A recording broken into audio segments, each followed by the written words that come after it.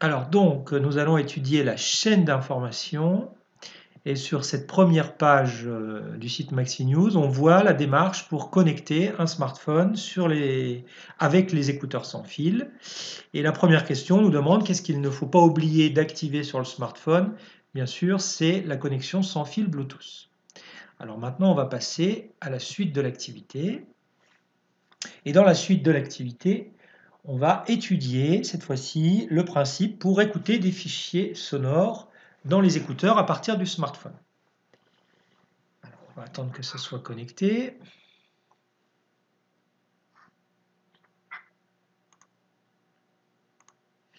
Voilà, c'est connecté. Donc, je vais lire ce qu'il y a d'écrit, parce qu'il y en a qui sont sur leur smartphone et c'est pas facile de lire quand on est sur un smartphone. Mon ordi, il rame vraiment là, quand vous êtes connecté. Alors est-ce qu'il veut bien arrêter de défiler? Voilà.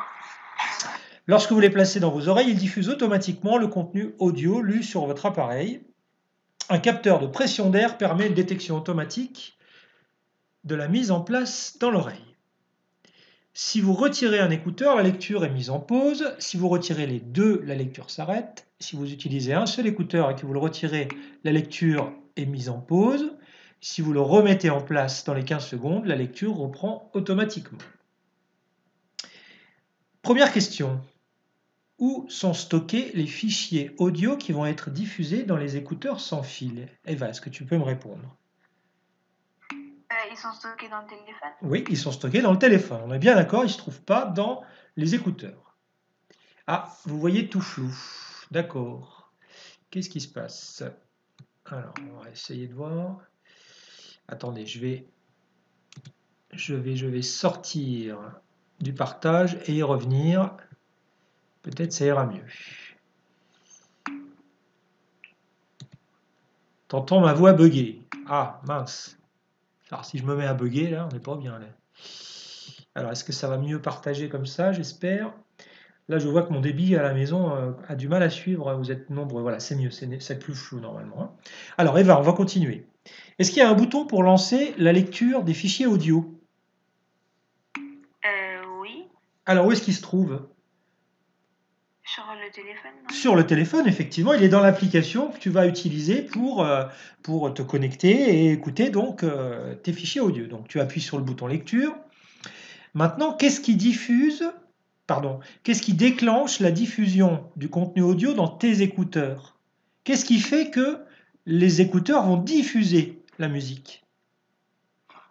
Les haut-parleurs? Alors, le haut-parleur, effectivement, tu as raison, c'est le composant qui diffuse la musique. C'est lui qui fait la musique, tu as raison. Mais qu'est-ce qui fait que le haut-parleur s'enclenche ou ne s'enclenche pas? Est-ce que quelqu'un veut répondre? Est-ce qu'un autre élève peut répondre à cette question? Pourquoi, parfois, lorsqu'on appuie sur le bouton play, eh bien, la musique, elle n'est pas diffusée?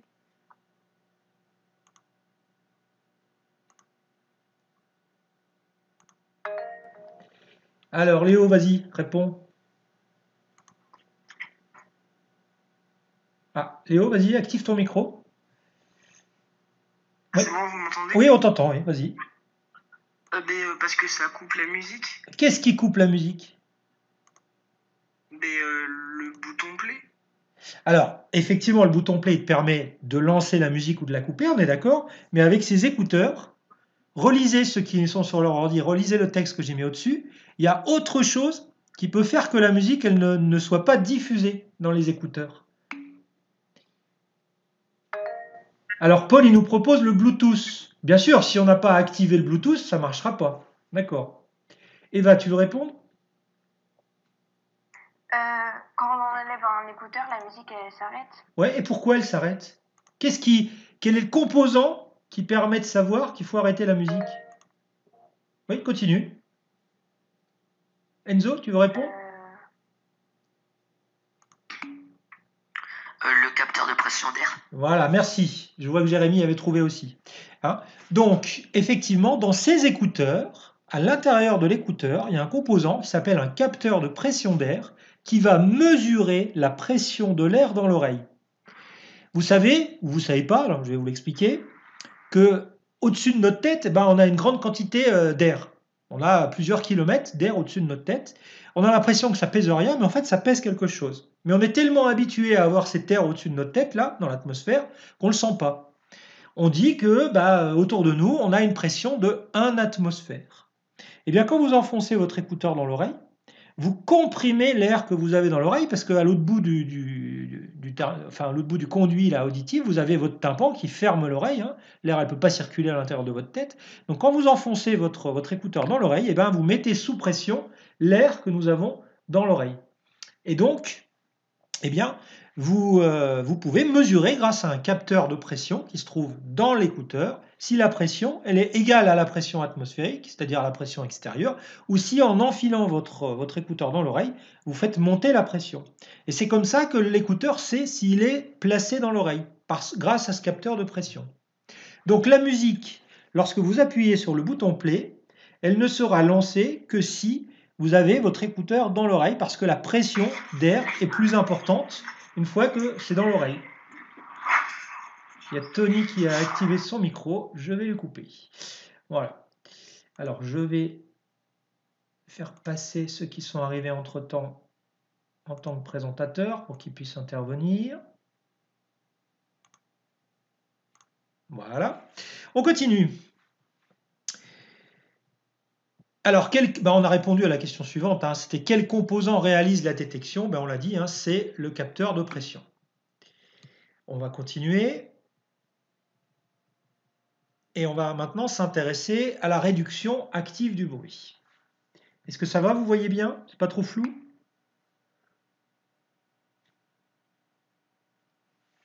Quentin, non, c'est pas normal, tu devrais entendre. C'est pas flou, très bien. Alors on continue. Maintenant, on s'intéresse à la fonction réduction active du bruit. Je vous rappelle que ces écouteurs, elles ont une fonction bien particulière, qui est spécifique, qui permet de réduire le bruit extérieur. Donc, comment ça fonctionne? On va regarder ceci avec le petit descriptif. Eh bien, on a un micro qui se trouve ici, derrière cette grille noire. Ce micro, il va capter les bruits extérieurs, les bruits de la rue, les bruits de la pièce dans laquelle vous vous trouvez.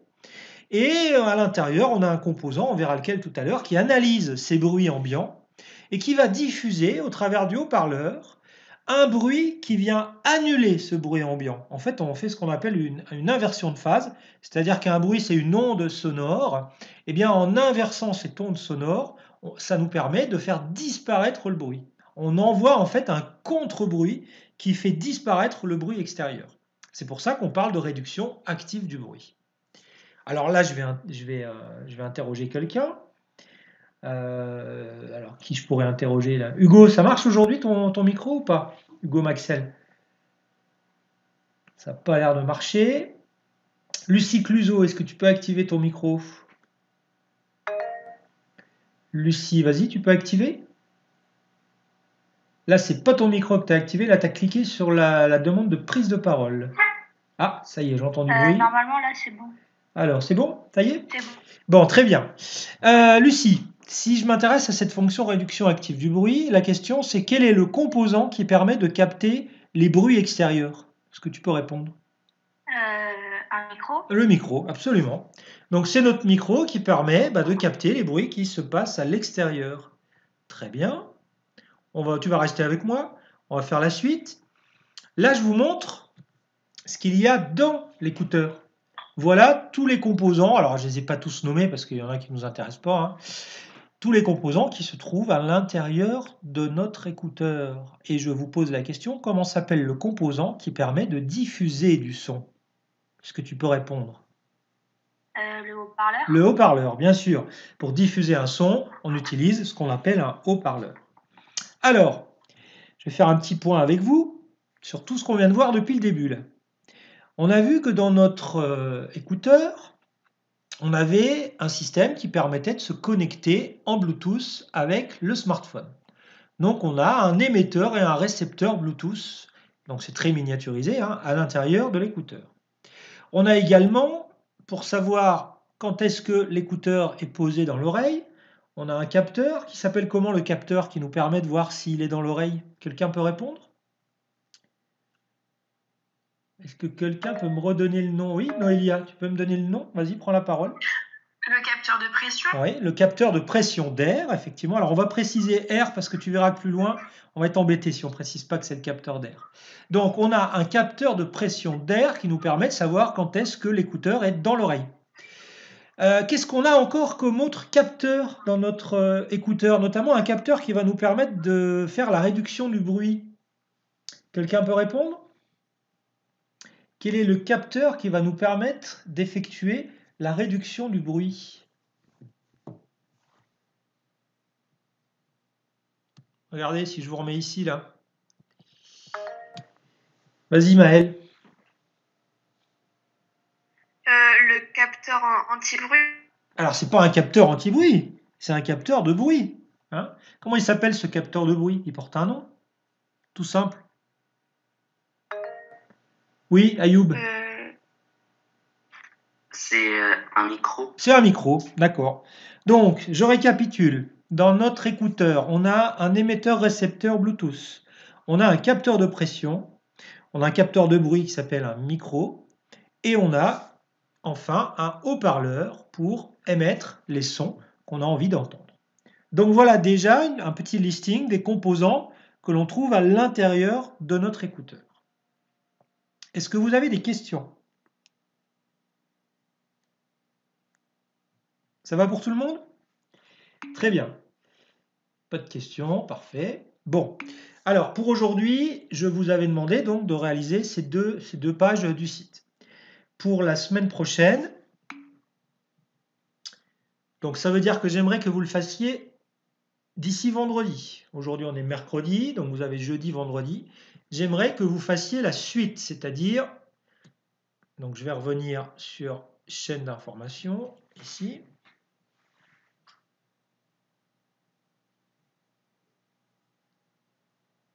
Voilà. Donc ça, on l'a fait aujourd'hui. Hop.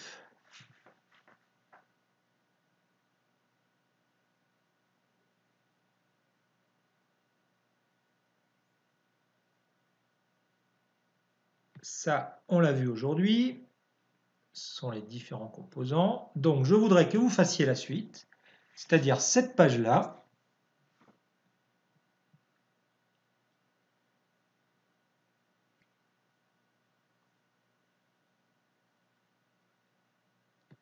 Donc, sur cette page-là, vous allez continuer à découvrir différents éléments, différents composants qui constituent donc l'écouteur sans fil.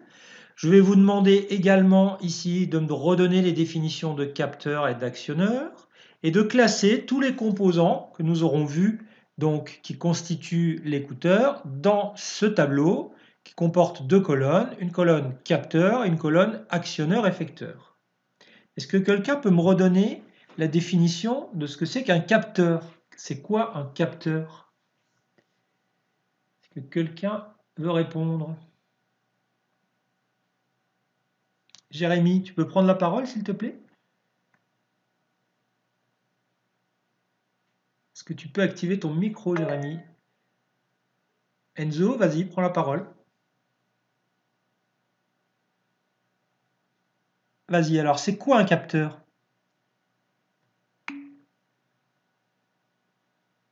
D'accord, Jérémy. Enzo, je t'entends pas là. Faut que tu actives. Voilà. Activé. C'est bon. Alors. Un objet qui... Oula, ça coupe. On t'entend plus. Voilà, ça revient. Un objet. Oui. Il reçoit une information. Alors, oui, d'accord. C'est pas mal ce que tu dis là. Je vais juste le préciser. Il fait plus que recevoir en fait. Il va la chercher, cette information. Donc en fait, un capteur, hein, c'est un composant qui mesure, qui détecte, qui capte des informations dans son environnement. Et Enzo, est-ce que tu peux continuer et me dire ce que c'est qu'un actionneur? C'est un objet qui fait quelque chose, actionne quelque chose. Qui réalise une action. Ouais. Ah oui. Maël, tu veux prendre la parole? C'est pour dire la définition d'actionneur. Vas-y, on t'écoute. C'est... Il transforme une énergie. Pour faire quoi? qui lui est fourni pour faire fonctionner l'objet. D'accord. Donc effectivement, alors là, toi, tu rentres dans le détail de comment il fonctionne, hein. Enzo, il nous a dit, c'est un objet, alors on va enlever le mot objet, d'accord? C'est un composant de notre robot, de notre système, de notre écouteur. Donc un actionneur, c'est un composant qui réalise une action. Et Maël nous précise que pour réaliser cette action, il a besoin d'énergie. Donc il va transformer l'énergie que va lui donner la chaîne d'énergie pour réaliser cette action. D'accord? Donc là, dans ce tableau, je vous demande, hein, de classer tous les composants qui constituent l'écouteur, donc tous ceux qu'on a vus aujourd'hui et ceux que vous allez découvrir ici ensuite dans cette activité, de me les classer en capteurs et actionneurs. Dites-moi ceux qui sont des capteurs, donc qui vont chercher de l'information, et dites-moi ceux qui sont des actionneurs qui réalisent une action. Et enfin, je vous demande de réaliser également la page suivante.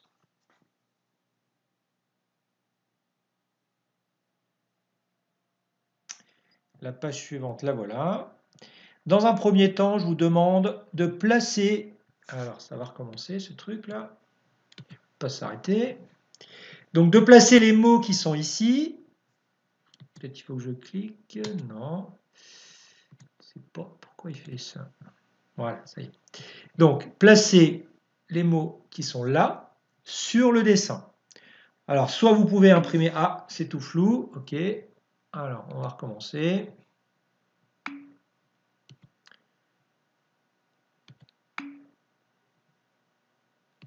Ça vient, ça vient. Voilà, ça devrait être mieux. Voilà, c'est parfait. Donc, placez les mots que vous avez ici, en haut, sur ce dessin. Donc, je vous disais, si vous avez une imprimante, vous imprimez ce dessin et comment dire, vous l'annotez. Sinon, bon, vous faites vite fait un petit croquis avec un smartphone sous forme d'un rectangle, etc. Pareil, vous redessinez vite fait l'écouteur, juste le contour, hein. Et puis, vous annotez votre schéma. De toute façon, quand on se reverra à la rentrée, enfin à la rentrée, oui, certainement après les vacances, hein, je vous donnerai ce schéma, on le complétera correctement ensemble. On le reverra en cours, hein. Alors ensuite, je vous demande pareil, de reproduire ou d'imprimer cette chaîne d'information, parce que voilà enfin la chaîne d'information telle qu'elle se présente. On a vu que la chaîne d'énergie, elle était constituée de 5 blocs. Je vous rappelle que l'énergie dans un objet technique est gérée par 5 fonctions de l'objet, je vous les rappelle. La première fonction, c'est l'alimentation. Donc on a le bloc alimenté. Ensuite, c'est le stockage. Donc on a le bloc stocké. Ensuite, une fois que cette énergie elle a été stockée, on a besoin de l'utiliser, donc on va avoir un bloc distribuer l'énergie.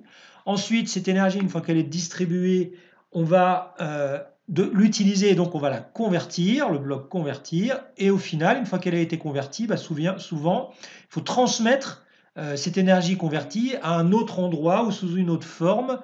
Et donc, on a le bloc transmettre. Donc, ça donne alimenter, stocker, distribuer, convertir, transmettre. Ça, c'est la chaîne d'énergie. Là, vous avez la chaîne d'information. Cette chaîne d'information, elle est constituée, elle, de 3 blocs, pas de 5. On a le premier bloc qui est le bloc acquérir. C'est l'endroit où l'objet va acquérir ces informations. Pour pouvoir fonctionner, il doit savoir ce qui se passe dans son environnement. Donc on a la fonction acquérir. Et vous voyez que j'ai fait un petit tableau en dessous avec 3 cellules que je vous demande de compléter avec les différents éléments, les différents composants de l'écouteur qui permettent d'acquérir des informations. Donc on a vu que ce qui permettait d'acquérir des informations, c'était les capteurs, bien sûr. Ensuite, cette information, une fois qu'elle a été acquise, on a à l'intérieur de l'écouteur un composant qui va la traiter, qui va la prendre et la rendre compréhensible pour le système. Parce que ces capteurs, ils nous envoient tous de l'information là, mais il faut mettre ça en forme de manière à ce que l'écouteur puisse utiliser toutes ces informations. Donc on a un composant à l'intérieur de l'écouteur qui transforme, qui traite l'information pour qu'elle soit utilisable. Et à la fin, soit on transmet des ordres, vous voyez, vers la chaîne d'énergie pour qu'elle puisse faire fonctionner l'objet, par exemple émettre un son. Mais parfois, on peut aussi transmettre, communiquer avec l'utilisateur et on peut renvoyer des informations vers l'utilisateur. Alors là, nos écouteurs ne le font pas et ne communiquent pas avec l'utilisateur. Il y a seulement des ordres qui sont envoyés vers la chaîne d'énergie pour diffuser ou ne pas diffuser les sons qu'on souhaite entendre. Donc ceci, effectivement, je le redis, c'est à faire pour vendredi. Alors, je vais le noter dans le chat parce que s'il y en a qui n'entendent pas, hop, je vais le dire ici. Alors, un instant. Hop. Voilà, ici. Alors, finir l'activité.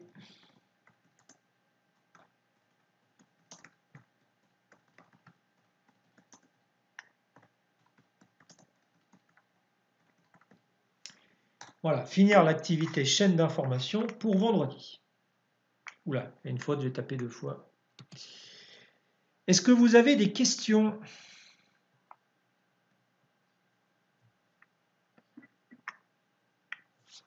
Léo, ton micro est activé. Est-ce que tu veux poser une question?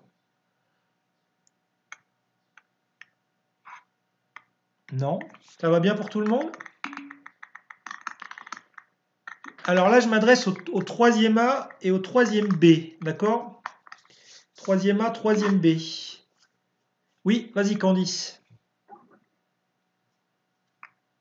On t'écoute Candice, active ton micro. Oui.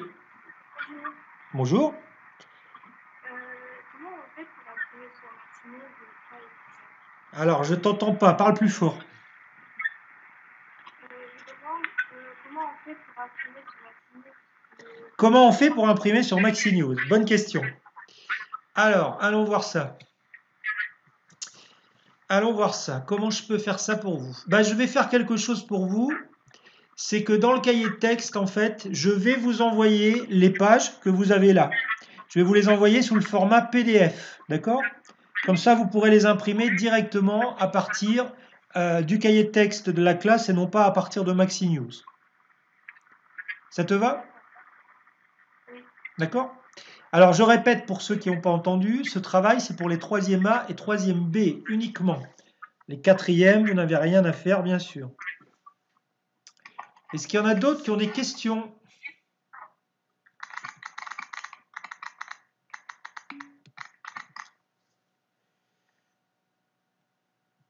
Plus personne n'a de questions? Alors, moi, je vais vous parler d'autre chose maintenant. Je vais vous parler d'autre chose, ne partez pas. Avez-vous vu passer le message que j'ai mis pour cette idée de faire de la radio? Oui? Bon, très bien. Alors, on a déjà quelques élèves qui sont intéressés. Enzo, tu iras voir dans Pronote, j'ai envoyé un message pour tout le monde. Et donc, je recherche encore des élèves pour... Maëlle, tu as demandé la parole.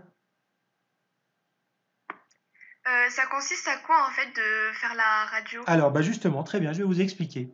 Alors, en fait, ce que je vais essayer de faire, c'est qu'on va essayer, peut-être pas tous les jours, tous les 2 jours, j'en sais rien, on va voir en fonction du nombre d'élèves et de profs qui vont s'investir dans ce projet, c'est de produire des petits sujets enregistrés avec vous.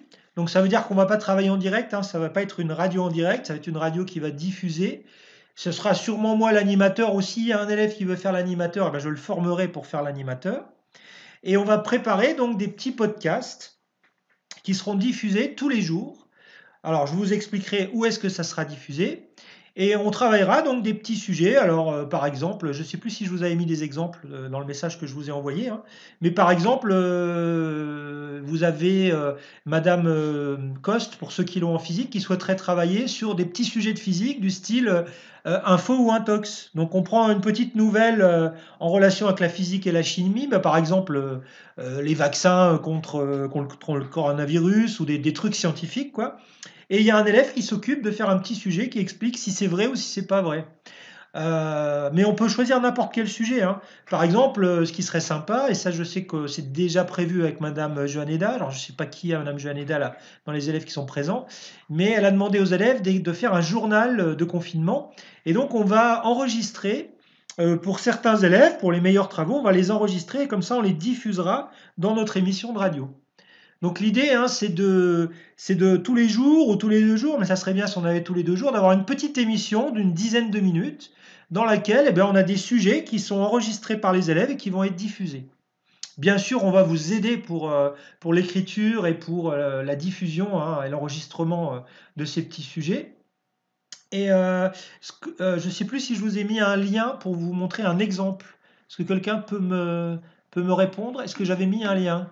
Oui, j'avais mis un lien. Donc vous avez pu écouter un exemple d'émission qui a été réalisée par un collège qui se trouve à Pau, en fait. Pau, c'est dans le sud de l'Aquitaine. Voilà. Donc on va essayer sur ce modèle-là, eh bien, de créer une petite émission de radio tous les jours ou tous les 2 jours. Voilà. Alors j'ai déjà une petite dizaine d'élèves qui ont répondu positivement pour travailler sur cette émission de radio. Bien sûr, je travaillerai avec vous, hein, on fera de la visio pour préparer les sujets, voilà, on se fera un petit groupe de travail, hein. Mais j'aimerais bien qu'il y en ait un petit peu plus, de manière à ce que vous n'ayez pas beaucoup de choses à faire chacun et que vous puissiez participer en fonction du rythme que vous pouvez soutenir par rapport à vos devoirs et à ce que vous faites chez vous, quoi. Est-ce que c'est clair?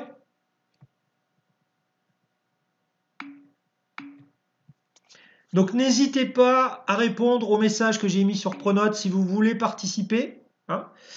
Et à ce moment-là, moi demain, j'ai une visioconférence avec mes collègues, ceux qui sont intéressés pour mettre en place cette petite radio. Et dès que j'aurai fini la réunion avec eux, je vais prendre contact avec les élèves qui souhaitent participer à la radio et voir avec eux comment on va s'organiser. Très bien. Est-ce que vous avez des questions? C'est bon pour tout le monde? D'accord. Donc je rappelle 3e A, 3e B.